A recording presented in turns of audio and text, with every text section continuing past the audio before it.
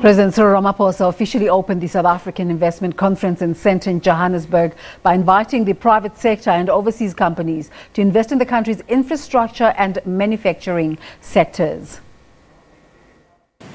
We see infrastructure investment as a critical enabler of growth and job creation, and we are therefore consolidating government infrastructure spending into a single infrastructure fund. Many of you who visited our country in 2010 to come to the World Cup will have seen that the rollout of infrastructure was quite extensive. And wherever you went in South Africa prior to 2010, you just saw cranes all over the country because we were on a huge infrastructure drive. Following that, we tapered infrastructure investment down a little bit, and we therefore are re-cranking back to life our infrastructure spend and our infrastructure drive, because we know that infrastructure is a key driver of economic growth, for it enables infrastructure to be spread out, which enables companies to be able to invest with greater ease.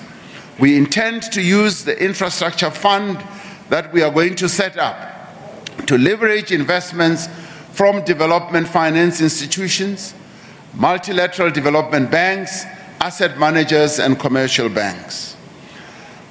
A dedicated team will oversee the implementation of an extensive infrastructure program covering areas like water, transport, energy, telecommunications, and social infrastructure. And we're going to have a dedicated team of real professionals, architects, engineers of all sorts, as well as town planners who are going to make sure that we bring to bear all the professional skills that are going to be needed to drive the infrastructure project that we have in mind. Despite the challenges of the present, our economy has several fundamental strengths that make it a sustainable destination for investment. South Africa has established a diversified manufacturing base that has shown its resilience and indeed its potential to compete in the global economy. Yesterday, I had the occasion to spend possibly the best part of my day at a factory. We opened a factory, a 1 billion rand factory at the Gibela factory in Gauteng here, where we are now building passenger trains that are manufactured in our own country. The investment is a collaboration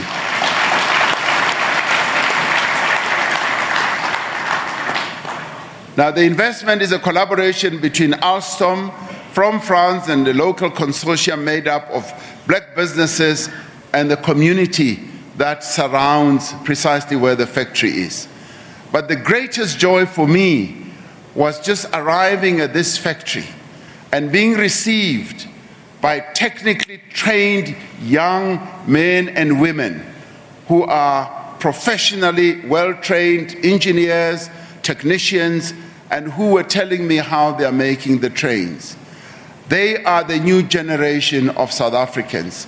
And I was saying to other people last night that yesterday I had the occasion to see the South Africa that we are seeking to build, where young black South Africans are now doing real outstanding technical stuff of building modern and safe trains themselves, utilizing the skills that this country and this democracy has given them.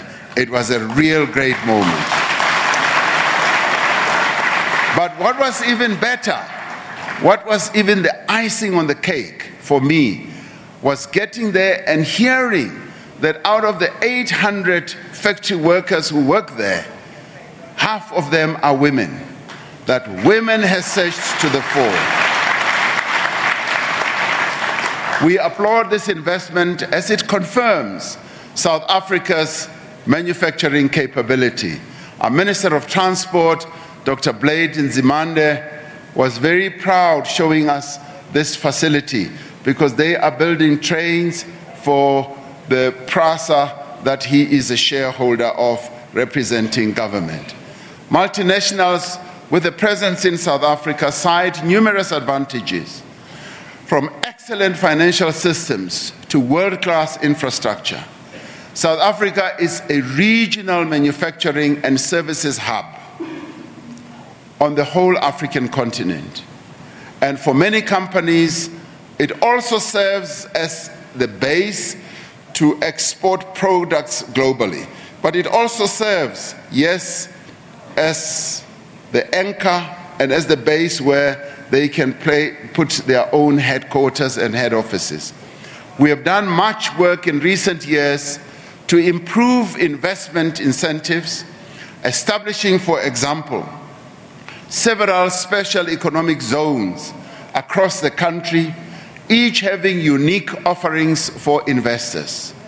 These include ready infrastructure for business development, reduced costs for key inputs such as land, water, and electricity, and reduced corporate tax rates. We are determined that our economic policy must facilitate inclusive growth. Given our country's history of dispossession and the continued exclusion of millions of South Africans, we have a responsibility to bring all South Africans into the economic mainstream. You see, our economy has been operating, if you can imagine a car with 8 cylinders, for years, even hundreds of years. It's been operating on possibly just 2 cylinders. And now we are saying we want this vehicle, South Africa Inc., to operate on all 8 cylinders. We therefore need to include the rest of those South Africans who were excluded from economic activity to become the cylinders that are going to drive the economy of our country. All right, that's some of the points that came out from President Cyril Ramaphosa when he was officially opening the South African Investment Conference that's currently underway.